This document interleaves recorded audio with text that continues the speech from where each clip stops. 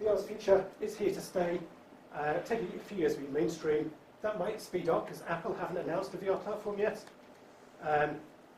There are user-friendly, non-coding authoring sites available now. WebVR is going to come on soon, so that's kind of the virtual reality internet, so you can see the whole web in 3D. The reason it's going to be here to stay is the 5G mobile phone networks are being designed with streaming VR and for gaming in mind. So they're looking at the latency for the control plane of an order of about 10 milliseconds to cope with that vestibular ocular reflex. And it's also looking at like 1 gigabit per second to get that load of graphics streamed across. So you're designing the 5G networks to those standards. Nokia Bell Labs have demoed this, so that's a tweet from them from 2 months ago, demoing live streaming the VR content in high definition over a 5G network. And this one I'll just talk about very quickly. As I said, it's starting to be available. And click on that link. This was a speech done 2 weeks ago by the chief scientist at Oculus. So it was his predictions of where VR will be in 5 years. So he talked about the controllers, the graphics, the three-dimensional audio to make that experience better. Basically, the pixel count will go up, and that variable focus that somebody asked a question on will be there. Also, the field of view. The field of view is what you see. It's like those blinkers. So 90-degree field of view would be looking like that. 120, like that, 150, 180. So he reckons at the moment we're roughly about 100 degrees. So you're still looking kind of through your hands. In 5 years, we'll go up to 140 degrees. It doesn't seem much, but the amount of peripheral graphics is huge to get there. But watch that. It's only 30 minutes long, but it gives you a good flavour of where the technology is going. So the second part's in 10 minutes. And this is fine. This is how you can get your experiences. You have to experience VR to have an understanding of how it could be used. So I want you to be able to leave this room and start playing around in VR for zero cost, because then you can afford to take a risk. You can afford to make mistakes. You haven't invested any money, so there's no excuse not to do it. And the only way by actually getting to play around with it is the way we can keep the quality high, because you can know what works, what doesn't work. So when vendors try to approach you, say, well, yeah, we do VR, you know what will work and what doesn't. So that's the last part of the talk. First of all, good resources. roadtovr.com. I don't have any affiliation to any of these companies I'm doing that. I just find them useful to keep in touch with. So roadtovr.com, it's like that industry roundup. There's a daily email that shows the latest software that's been developed, latest apps. A lot of people submit apps, they have a write-up, where the technology is going. So a very good site about what's happening and the future of VR. YouTube 360, very good resource because you've got those immersive videos. You can see what works as a video and what doesn't. And you can start curating your own portfolio of content. You can see stuff that might be relevant to your team, for maybe like self-directed learning, then pull it in so you can have a portfolio of VR content. wearevr.com is kind of that multi-platform content. So we said there's like a walled garden. These guys are trying to list all the different platforms and what apps are available for each of those platforms. They've also curated their own educational section separate from games. So that's worth having to flick around to try and curate any content that might be relevant for you. It's a good background resource. How to get started? The easiest way is download this Google Cardboard Camera app. It's free. It allows you to take a cylindrical photosphere. So you download the app, you hold your phone out at arm's length, and just walk around. And it takes the picture. It tells you if you're walking too fast or not, and it then produces this photosphere. This is my house back in Cambridge. Very, very simple to use. That gives you that 3D photo. For a bit more money, and it's free. For a bit more money, you could buy a 360 camera. And this actually produces a spherical image, so like I was going to say a football, but you guys are American, so a soccer ball. that wouldn't work. With you in the middle, so if you imagine the picture's kind of all, you've got the top and the bottom. The cheapest ones are like the Samsung Gear 360 camera I've got here, which has 2 fisheye lenses. Takes 2 images, and then the software on the on the phone stitches those images together to create an equi-rectangular image. If you're willing to spend more money, you can stick a load of GoPro cameras together. You can spend a fortune and buy an Oculus camera. The benefits of these ones is you've got overlapping images, so that you get a perception of depth that you don't get with the fisheye lenses. But again, that's a lot of money. But the 360 camera works well. And as I say, I'll put this onto YouTube so you can actually download it, because you're here in the room, you can see what it's like. But that's, I think it's brilliant. Golden rules of photospheres. Always storyboard. Plan out your scenes. Plan the action. Think as if you're a film director. You know, it's not like kind of like working in 2 dimensions. You've got to kind of plan a scene, create an atmosphere. You've got to treat the camera as an actor, because the person who's going to watch the content will be watching it kind of on the headset, so they're looking around. So always keep the camera at eye level. So you guys are sitting down. That's why I've got the camera at eye level.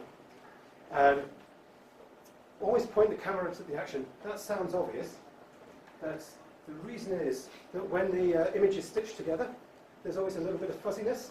So if that's where the action happens, you're going to miss some of that. So always point the camera at the action. Hide, because you don't want to see any production equipment in the actual photosphere. So you want to come in the background. Avoid high contrast. That confuses some of the stitching.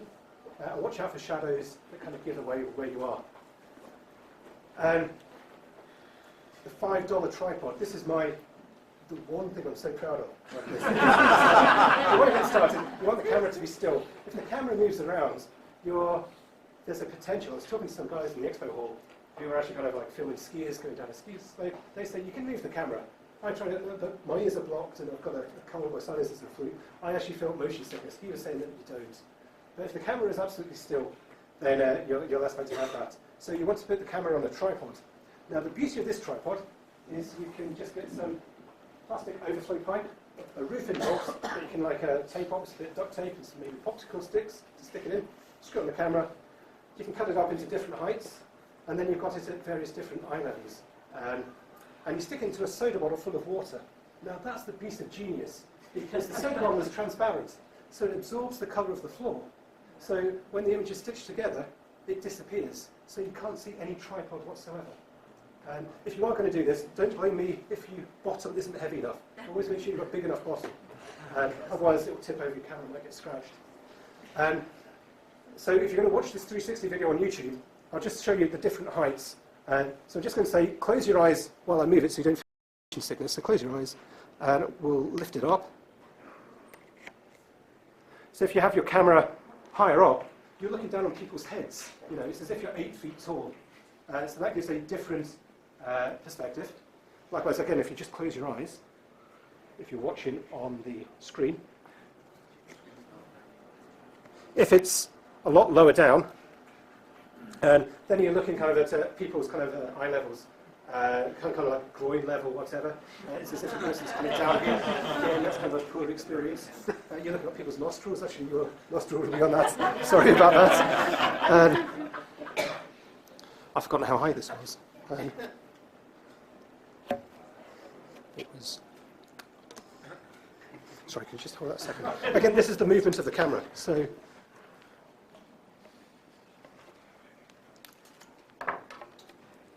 I brought one of these over from Australia, and it's the first time in America, and I was just walking down the strip last night with the VR camera up like this, but I'd be really motion sickness. The children are going to watch our trip over here through VR. So it's amazing. Because a lot of people walking down the strip will be feeling sick as well. So. Yeah, they were looking at it strangely. Yeah. So I'm sorry, I'm going to overrun by maybe 5 minutes. Having a static photosphere isn't that useful.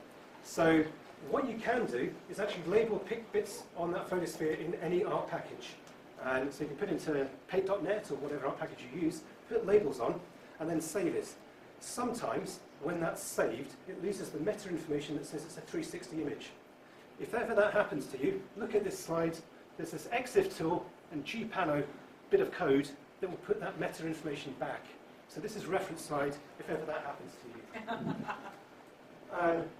Another cool thing is, if you use any browser like a Chrome browser, Firefox browser, photosphereviewer.net allows you just to open the browser, upload a photo just by clicking on it from your folder, and then you can show it in online meetings. So if you've got remote colleagues, you're showing a project you're working on, you can actually have live photosphere. So you don't have to kind of email over the image, get them to put it onto the phone, put it in the headset.